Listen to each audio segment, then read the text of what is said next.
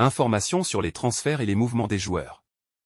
C'est toujours passionnant de voir des footballeurs talentueux chercher de nouveaux défis et opportunités pour développer leur carrière.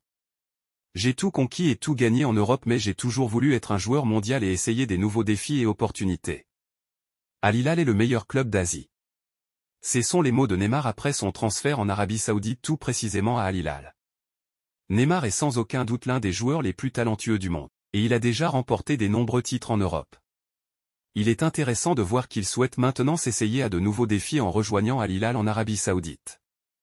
Espérons que cela lui permettra de continuer à exceller et à montrer tout son talent sur la scène asiatique et mondiale. À noter que le Brésilien a été poussé vers la sortie, lui qui est le transfert le plus cher de l'histoire du foot.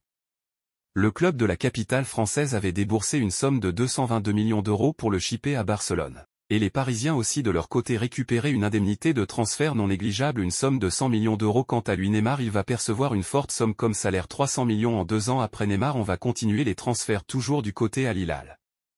Il est également impressionnant de voir le gardien marocain de Séville rejoindre le même club que Neymar. Cela montre que Al Hilal est vraiment considéré comme l'un des meilleurs clubs d'Asie et qu'il attire des joueurs de haut niveau. Lui aussi Yacine Bounou, puisque ce de lui qu'il s'agit, il était courtisé par le Real Madrid qui le voulait pour pallier la blessure du Belge Thibaut Courtois, mais les Madrilènes ont vite été refroidis par la somme demandée par Séville, 20 millions, et aussi par une éventuelle absence d'un mois du Marocain qui doit disputer la CAN.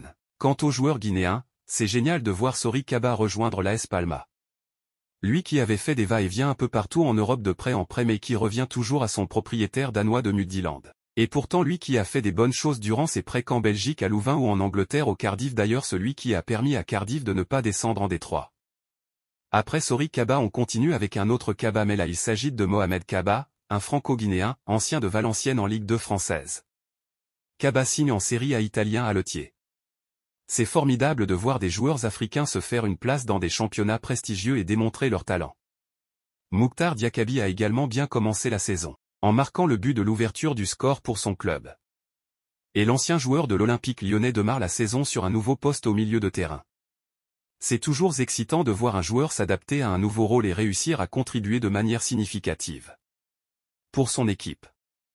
Enfin, félicitations à Sédou pour son changement de club et sa signature au Strasbourg. L'ancien joueur Saint-Étienne en Ligue 2 va évoluer cette saison en Ligue 1 française. J'espère qu'il trouvera du succès dans son nouveau club et qu'il continuera à exceller sur le terrain. Merci de partager ces informations avec votre entourage, commentez et likez.